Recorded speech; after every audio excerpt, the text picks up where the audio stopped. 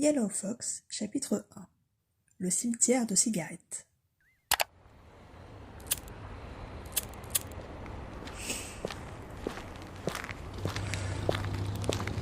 H, jette ta clope ou ton père va te tuer. Qu'il essaye. Dis sincèrement, t'es arrivé là-haut par un miracle inexplicable et tu sais pas comment descendre en fait. C'est ça, hein? Mais pouf! Je suis plutôt fier de moi en fait, rends-toi compte. Je me suis pas complètement pété la gueule en grimpant, j'ai juste éraflé mon jean et il est bien mieux comme ça. Je vais lancer un nouveau style, tu vas voir. Par contre, je peux pas redescendre sans toi. J'ai taquiné le destin une fois, alors je vais pas tenter le diable. Il serait capable de m'envoyer directement dans les abysses de l'enfer. T'étais où, sérieux? Ça fait des heures que je me gèle ici, je suis sûr que mon cul a fusionné avec la brique. Je faisais un truc vraiment incroyable, surtout ici. J'étais en cours. Français tous les jeudis dans l'aile nord en salle 027. Ça te parle? Qui parle encore français au 22e siècle, sérieux? Eh oh, on habite à Paris. C'est la langue de nos ancêtres, c'est important de pas l'oublier. Ça se voit que t'habites dans le Paris traditionnel, toi. Paris, la ville lumière. D'un côté, le Paris traditionnel, entièrement reconstruit sur un modèle haussmannien, des rues aérées et de grands immeubles particuliers beaucoup trop chics. C'est un quartier d'une beauté irréelle, mais tout aussi lumineux que ma meilleure amie, Elisabeth et ses belles boucles blondes. De l'autre, New Paris, de grands buildings comme ceux qu'on trouve un peu partout dans le Nouveau Monde, où s'entassent les états moyens. C'est pas complètement pourri, juste médiocre et sans aucune saveur, sombre comme moi et mes longs cheveux d'un noir ébène. Et si on parlait plutôt du sujet? Le sujet? Quel sujet? Putain de bruit. Et merde. Oh, je sais pas moi. Qu'est-ce qui pourrait te forcer à pratiquer cet extraordinaire numéro de voltige et flinguer les poumons d'un dragon pompier cracheur de feu? Je vois pas du tout de quoi tu veux parler.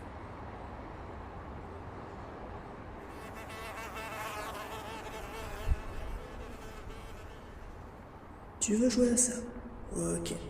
Je te regarde, tu me regardes, je te regarde, tu me regardes. On se lâche pas du regard.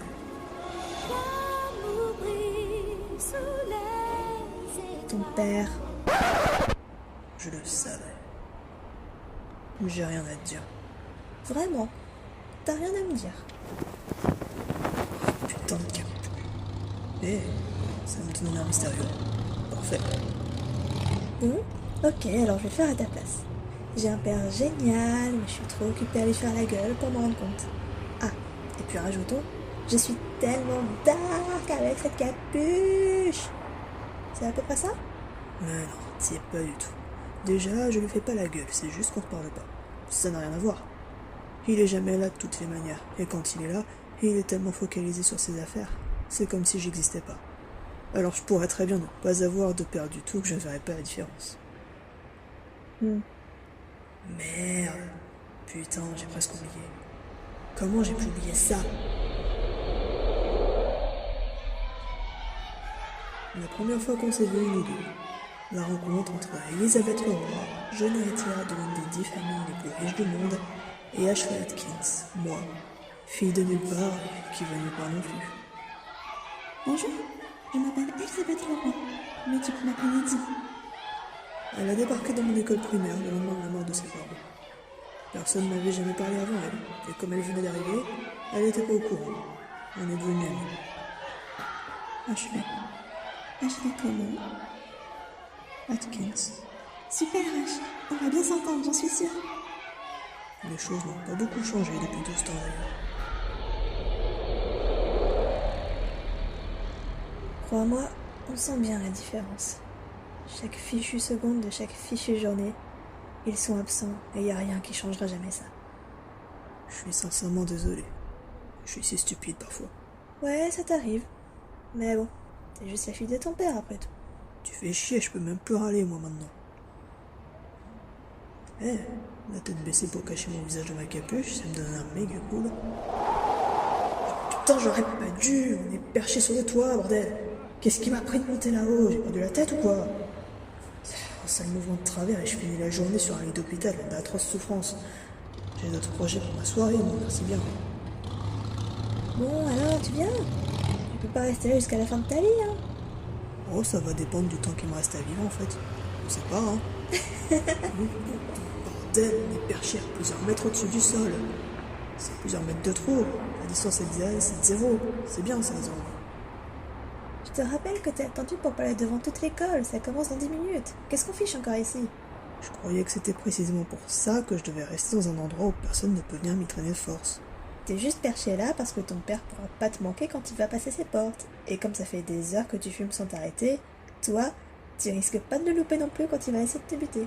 Il peut toujours essayer de venir me chercher, lui aussi, il a peur du vide. Ouais, mais lui, il peut se permettre d'appeler les meilleurs flics de toute la ville pour sortir d'ici. Toi, t'as que moi. Et je sais pas si je veux vraiment t'aider avec toutes tes conneries. Putain, si j'avais fait ça, moi, je me serais brisé le cou. 2 fois. Et j'en ai pourtant qu'un seul, c'est précieux ces choses-là. Où elle va? Dis, c'était une blague, hein? Tu vas pas vraiment me laisser là-haut? J'en sais rien. Tu crois que je serais capable de te laisser? Merde, c'était le pire moment pour s'embrouiller. Reviens, je suis coincé, moi. Je peux pas redescendre. Bordel! Fin du chapitre 1.